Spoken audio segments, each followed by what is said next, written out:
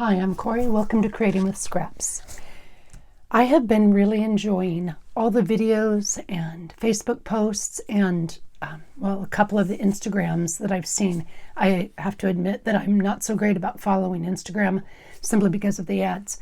But the posts that I've seen for people who are doing, following along or doing JJ Mass Make or Mass Makes March have been truly inspirational beyond what I could have ever imagined. So thank you for everybody who has participated. I want to make it clear though, this is open to everyone. This isn't about if you have a YouTube channel or if you've got a following or whatever. The idea is to inspire each other and to celebrate doing something that we love with each other, encouraging each other. Now, I was also brought to my attention today that other people are using different hashtags, and I've tried to follow, and look for and search and comment on people who use this hashtag, and then through my mistake on my Instagram when I posted it, I did Mass Makes March, and I went back and fixed it. But so I've been searching those. So if you're using a different hashtag or a different, something else, Mass Make, I may have not have seen it, so I apologize for that. And I'm still trying to get caught up with them because there are so many, and they are fabulous. And I'll get on to what I'm going to do today next. But just to kind of show you where I am and what I've done. So Julie from Camellia Craft Designs. Now, I'm not going to be able to mention everybody because there are so many people. But one day or one afternoon, I joined Julie in what Julie made. Now, I changed it up a little bit because that's what we do.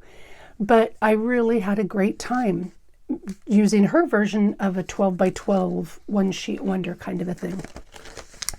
And then I was following Tracie, and Tracie's had a couple of Mass Make videos, and then Sparkbird Studios, and then I'm not going to pull them all out. Well, okay, so I'll pull, you know what the heck? I'll pull some of them out. I mean, I've made a ton of paper clips and things just based on what they have said and done and how I was inspired by them.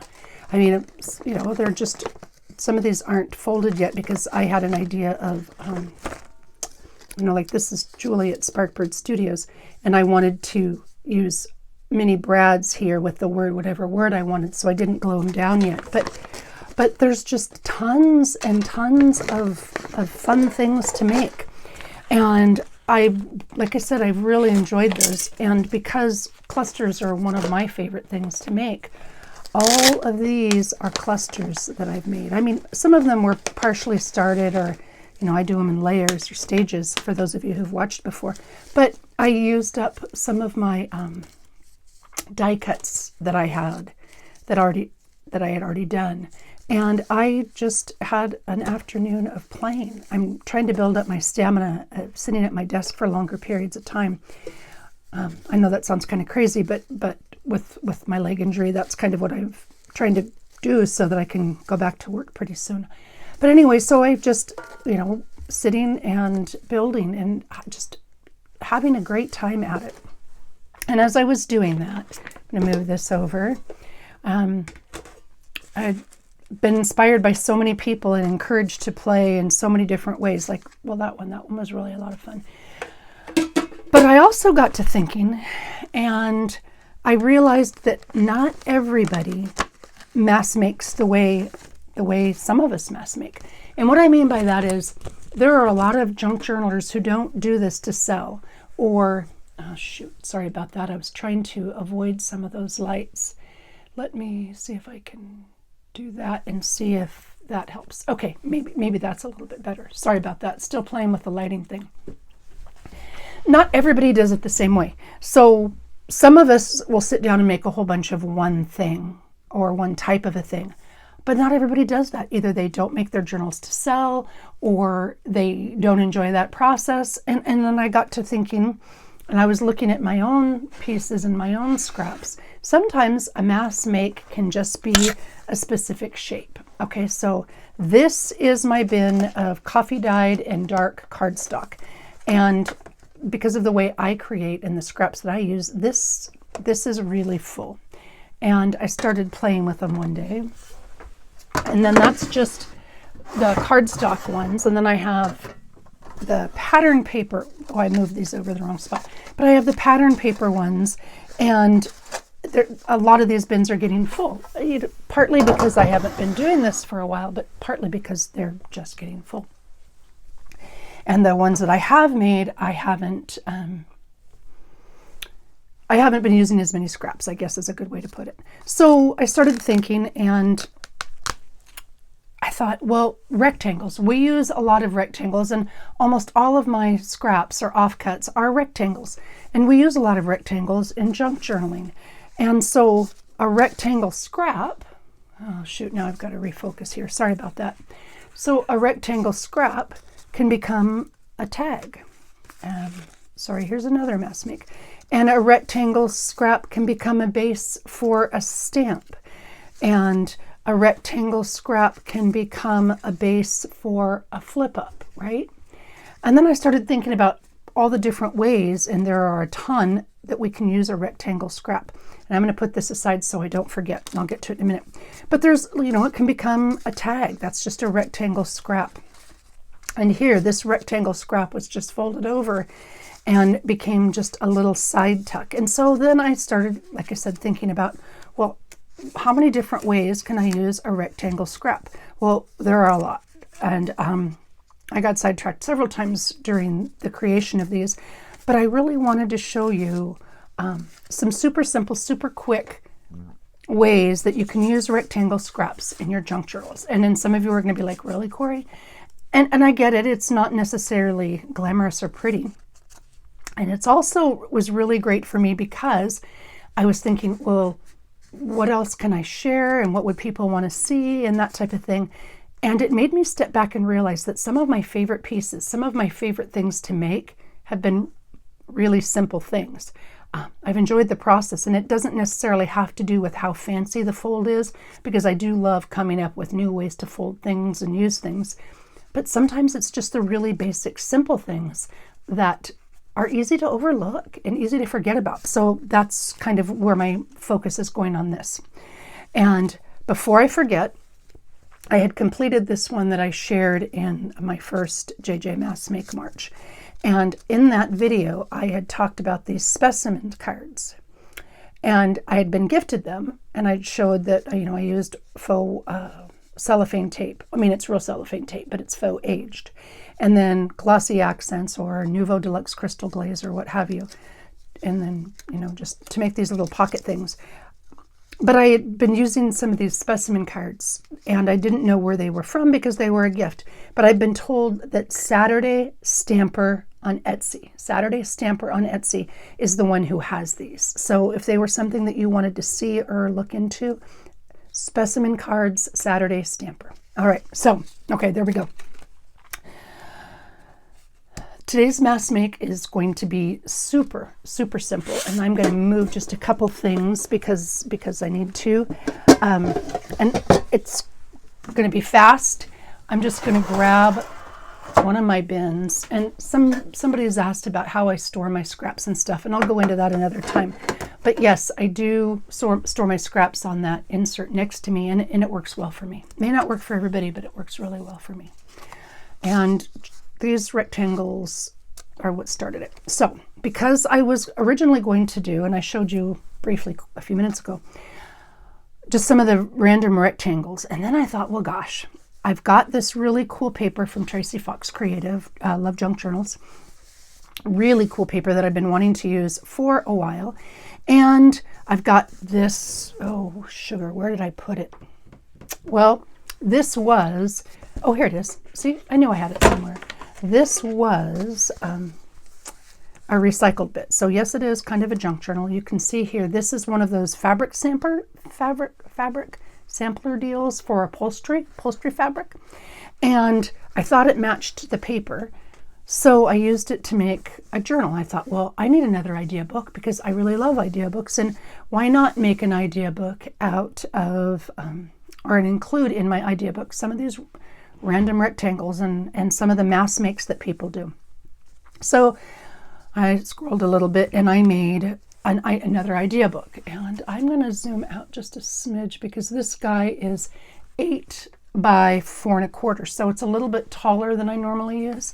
But it was really fun. And this paper, this absolutely gorgeous paper, and yes, there are 11 signatures in here because that's just the way I like to make my signatures. I like to put very few pages in it because you can see the one signature that I have completed. Look how chunky that is. I mean, already it's really fat. I'm going to have to thin it out for the rest of them. I mean, sure, I've still got lots of room, but I've done 1 out of 11. So I'm going to have to thin it down. Or my makes are going to have to be thinner. Anyway, I decided to do this as an idea book, and the mass makes that I follow along, I'll put one each of in here, and then my random rectangles, I will include those. So I was originally going to show you 3 signatures, 24 quick ideas. Well, this took me, just this one signature took me a really long time. So we're not going to do that today because it would take way too long. And so I will show you just a few really quick ones and then show you what I'm going to do for my closure. These are all scraps. I had a leftover piece of canvas and I was gifted this buckle. And once it's done, or mostly done, what I'll do is make this like into a belt, but I don't want to do it yet because of thickness. And then I'll close it like this, just because I thought that was kind of fun. So anyway, back to what I was saying. I'll show you real quick. This is tattered paint. All of these, I think there's 3 different kits by Tracie Fox Love Junk Journals or Tracie Fox Creative.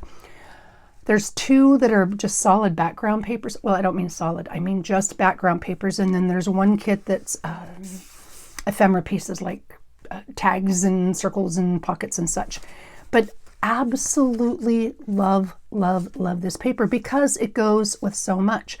And then I had it for a while and I'd been meaning to use it and wanting to use it. So I finally used it in here, and I realized that so many of my other pieces and kits went really well with it. I've got all kinds of things in here. Compendium, 2, 3, dark compendium. I've got butterfly fussy cuts. I've got her animal, not butterfly. That's a bird, Corey. No, that's a butterfly. These are birds, bird fussy cuts. And like I said, her compendium kits, and I'm drawing a blank on them all. Oh, her random ramblings and her mammals kit, and all the things. There's just tons of things. Wallpaper samples, tons of stuff because the colors worked really well together. So all the scraps are going to be a variety of random things, but the background papers are all the tattered paint. So there you go. Okay, now talkity talk, here we go. This first one, this first page, this is probably, like I said, some of you are going to probably say, really, Corey, you're showing us that? But I want to make a point that it doesn't have to be big or hard to do or fancy.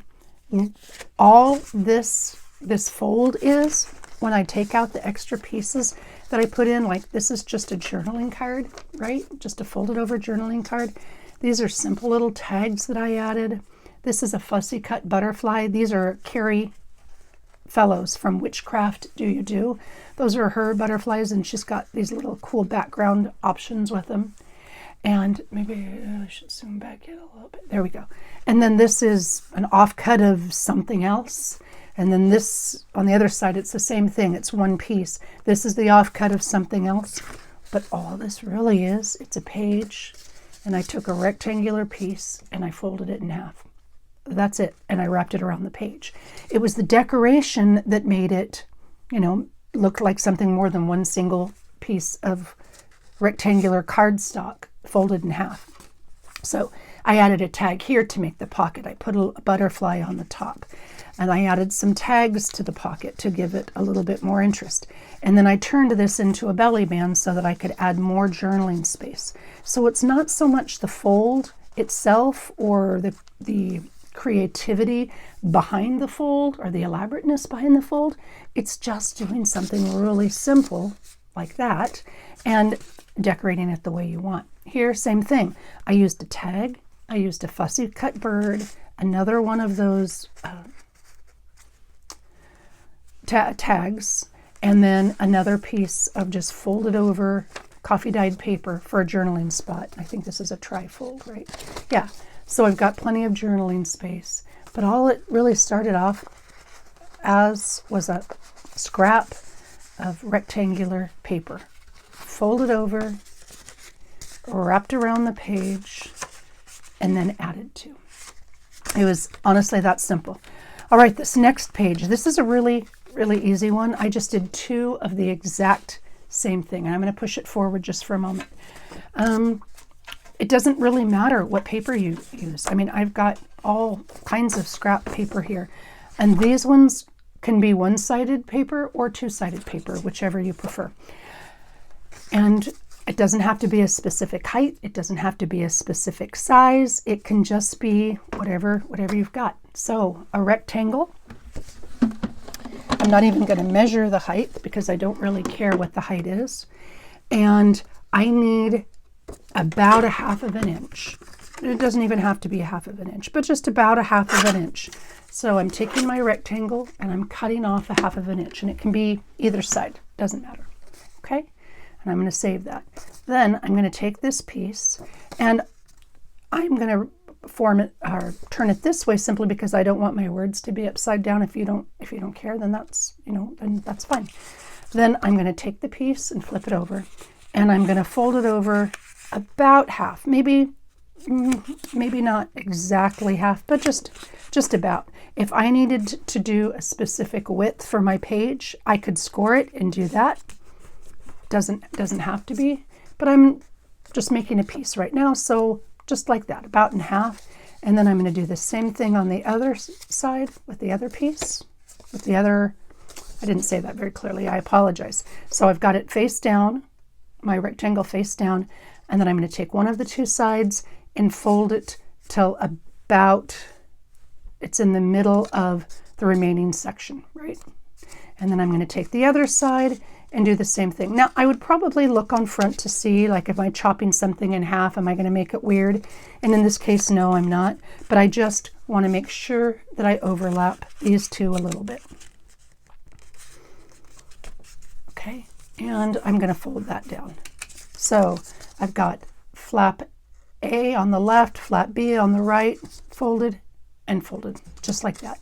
Now I'm going to open it up, and I'm going to, with my center section that's remaining, I'm going to take a divot there. Now, it was interesting. I was watching Julie's video, and she said that she calls it a notch, but she called it a divot because I called it a divot. And I think I call it a divot just because my dad was a golfer, and so a divot was a thing. But either way, divot, notch, half circle, whatever you want to call it. I'm going to get it in about the center. Doesn't have to be. Well, let me think here, make sure I don't do something silly. It doesn't have to be perfect, and you don't have to mark it, but I'm not a great eyeballer, so marked my center, and I'm going to take out my divot. So I haven't glued anything yet. I've taken out my divot. I ink at this point simply because I like ink, and it's just a lot easier to do. And the other thing I'm going to do, because I know when it's all said and done, I'm going to glue it closed like this. So what I'll do is, let me get a piece of scratch paper. What I'm going to do is come in the back and ink this section right here, right around the edge, and ink this section right here. You don't have to, like I said, it doesn't have to be perfect or anything, but I don't want the white to show when I'm ready to glue it. So I inked it then, just because, like I said, it's a lot easier. All right, before I glue this, I'm going to take this little section that I cut off, and I'm going to fold that in half. Again, it doesn't have to be perfect, it doesn't have to be exact, but I am going to fold it in half. I'll move that over here. Fold it in half because I am going to now figure out, I just need to trim off a little bit. You can see how this folded in half piece here is a little bit too long. So I'm going to trim it down till it's just under the width of the center section. And I'm going to glue that into place. I'm going to glue, I've got it folded in half. With the fold side down, I'm going to glue one of the two sides, and it doesn't really matter which one of the two sides, and I'm going to put it on the bottom. I've got my divot or my notch on the top. I'm going to put it on the bottom of that section, and I want them to line up. They don't have to be perfect, but I want them to line up pretty closely, right? Okay, push that down. See there? I just took the bottom of that little piece that I cut off, that I'd folded in half, and I glued one half of it down. So one half is still up, and then I've got my two flaps. Then maybe you're a person who likes the right side closed, maybe the left. I don't think it really matters in this particular case. I did not use a bone folder on this, and I will, just because this is printed on cardstock, so it's a little bit thicker.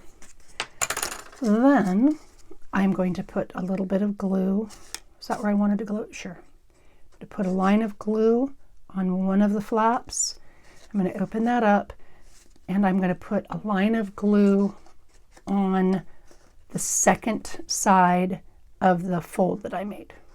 Scrap piece, glued one fold down to the bottom. Now I'm putting glue on that second fold that I made. I'm just going to fold that down, lay the side with the glue on the glued edge on top of it, fold this side down, and fold it over. And that is that pocket. That's simple, just a simple piece of a rectangle. And it gives you, I didn't let it dry all the way, which is why it opened up like that. Okay, gives you a pocket, right? And it's got a little bit of space at the bottom. So your tag can go all the way to the bottom. That was the reason for using that little folded over section. And all I did here to create this piece is I just made two of these and I stacked one on top of the other. That's it. Then I added a label and put a fussy cut bird on it. It allowed me to have, when I glued it into the book, I just laid one on top of the other and offset them a tiny bit, and then just put some tags inside those pockets.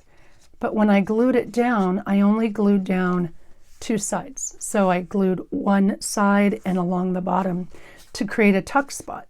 So those two little simple rectangle scraps have become two pockets, and then just, a journaling, a trifold journaling, or fourfold, I guess, journaling piece as a tuck spot to put it in the back. Simple, effective fold that can be used in any journal using any scraps.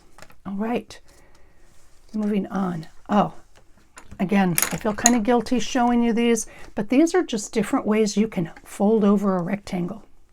And honestly, it's no more complicated than that. So here's another scrap. Just fold them over. Just fold them over and make a flip down, right? I cut these one to fit the images that I had, but that's all I did. All I did to it is I folded it over. Now I could have put one on this other piece of a rectangle. I've turned into a belly band. Oh, this would be no, that's the same paper. Good job, Cor. So here, this is another rectangle, and I could put this on top of it. So this rectangle, glued it down, top and bottom, belly band, rectangle scrap. This rectangle, put on top of it, made it into a flip space for journaling. And I happened to line it with coffee dyed paper rectangles, which I had. Actually, I think this is piano roll. This is piano roll. So I've got two extra spaces with leftover rectangles to journal on top. And then back behind it, I just made a really simple journaling card with a bit of lace. So a couple more uses for rectangles. And I included this one on purpose for a couple reasons. So these are just simple flip up rectangles on top of a rectangle belly band. This is simple fold over rectangle. And this is really popular right now. Tim Holtz, with his ideology release, or maybe it was one of the others, one of his recent releases, said that he got this strip idea from somebody on Etsy. But we've seen it for a while. It's basically just some of the collage and compendium style papers. And so I just kind of made my own. I made my own dimension using an image and a word and a couple labels and that type of thing. So it doesn't matter if you fold them up, lift the rectangles up for journaling and have squared corners, Or if you've got rounded corners and you open them to the side, the principle is the same. These are just a rectangular offcut or a rectangular scrap that you can turn into something you want to use in your journals. All right, this one, even more simple, if that's possible. Same thing as I did before. I took a rectangle scrap. On this particular one, I just rounded the corners. I took a second scrap. Here, let's just do that. So I had a rectangle scrap, and let's just say I cut it down a tiny bit. And then I put a second rectangle scrap right on top of it, or a cut off piece of that scrap, and made it into a pocket. I glued 3 sides, made it into a pocket, right? Rounded the corners, and then I glued one edge only. I made a straight line of glue down, made a straight line of glue down the back, glued that in, and created a tuck spot. Super simple rectangle, but just changed it up a tiny bit. And then I just put a tag with another one of those rectangular offcuts and a tab on top of it, and then some scratch paper for more writing space. I know some of you are really thinking or saying, you've got to be kidding me. But the idea with this is to remind myself and anyone else who's interested that it doesn't have to be fancy and a lot of folds to be effective, and to add variation and a variety of pieces into your journals. All right, so this one is a little bit more elaborate, but really not, because you're going to say, again, really, Corey? So here is just a flap with a piece of Velcro to hold this closed. And I took 3 rectangles, well, 4 rectangles, actually. This is a rectangle, this is a rectangle, this is a rectangle, and then the bottom piece is a rectangle. And I just layered those rectangles together. It was that simple. And then I used that divot option again to make journaling spots. So each of these rectangles, folded over rectangles, have journaling tags in them, made with rectangle scraps. And then the back section is a rectangle. And then these two fold this way, this folds, and then it folds and it closes. So it's got a lot of flipping and flapping, but the construction, the basic construction is super simple. Rectangle scrap, folded in half, divot cut out. Then I folded the edge just a little bit, right? And that is one of my pieces. I'll move it down so you can see. That is one of my pieces. So I've got this little fold here, and I'll even take out the divot so you can see what I mean. Just divoted it.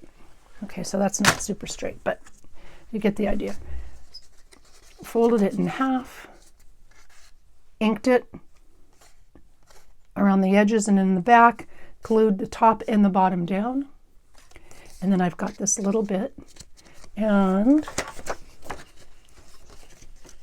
I just laid that little bit around a piece of scrap paper. And I did that 3 times. 2 times on one side and 1 time on the other. And that is honestly all there is to it. Then I just glued this section down in my book, and I've got, kind of a fun little piece, interactive piece, places to journal, and it's just simple rectangle scraps. Okay, this one, same idea, like several of them in here. This is just a flip over open. The difference is on this one, here, let's go like this. I'll use this scrap again. All I did was cut a square punch window. And let me see if I can find one. Okay, here's a square punch. Now if you don't have a square punch, you can use a die, or you can just use an X-Acto knife. So we're just going to cut it right there because we can. Punched a square, right? Well, I didn't punch it straight, but if it were straight, right? Punched a square in here, put a piece of window film or transparency, and put another scrap right on top. That's how I made this section. Okay, just like that. But the inside is how do I want to describe that? Just like this. Okay, let's try that again. I didn't explain that very well. I apologize. We're going to go with plan B. I'm going to use this one so you can see, and it won't be a different color, different pattern. Fold it over rectangle. Where did I just put that square punch? Well, heck, I just tossed it somewhere. Let's use a different square punch. Oh, here it is, off to the side. I punched both squares at the same time. That's what I did. And because it's this thick cardstock, it's going to take me a second to punch this. And it can be anywhere. You can decide for yourself where it's going to be. Again, you can use an X-Acto knife. You can also use a die. And I'm going to, there we go. Sorry, it was cardstock, so it's a bit heavier. And I had to work a little harder, so I apologize for the loudness. All right, so I folded over my rectangle. I punched both of them at once. I put a piece of window plastic right here, or transparency, folded it back down. That's what I did to create this window. And then I just made it into a flip. I put another piece of rectangle scrap right behind it. So these two would be glued together. This flips open and my image and my words are here, and it made a pocket. That's all I did to do this. Folded it in half, put a piece of window plastic, glued it down to make it a flip, right? And then put another scrap, rectangular scrap on the back, just happened to decorate it to make a pocket. Glued 3 sides, and now I've got a fold down journaling. Oh, I was going to go into that in just a sec. So rectangle, rectangle, punch. And you're saying, but Corey, that you couldn't have used the square punch because this is a rectangular shape. No, I did. This is a square. I just overlap punched it. So, gosh, this was hard enough once. But let's see. I'll show you what I'm talking about. I lined it up to punch once, right? And so I've got a partial, and I can adjust the depth to fit where I want. And, sorry, I bumped my desk, bumping the paper. Okay, like that, and there we go. And that's how I got my rectangle. I just overlapped the punch and made it bigger. And it was no more difficult than that. On this one, I think I used a piece of washi to make my hinge. You can use anything you want. And then I laid this cardstock down behind and decorated it. This is just a tag, a rectangular tag, long piece of scrap again. I just folded it over and made a tuck to hold it in place. And the way I did that was, this is the We Are Memory Keepers envelope notcher. I bought it on Amazon. I believe it's still available on Amazon. And it's just this magnetic piece that allows you to make these notches. And that's kind of how I did all of these tags for the next installment or what have you. And that was it. So these are all super quick, super easy ways that you can use your rectangle offcuts or rectangle scraps and do a mass make. So it doesn't have to be a bazillion tags that you make or 10, I don't know, cards, journaling cards, or 10 pockets. It can be 10 random different things, or 5, or whatever number you want, with just your rectangle scraps. So please, if you're interested, join in. We've got, I don't know what, 20, something like that, days left of March. So there's plenty of time for Mass Make March. Just remember to make it into something that works for you. Make something that makes you happy, that you enjoy making, that you might need for your own journal or albums that you might be creating. And please do check out the other people, because there are so many great ideas.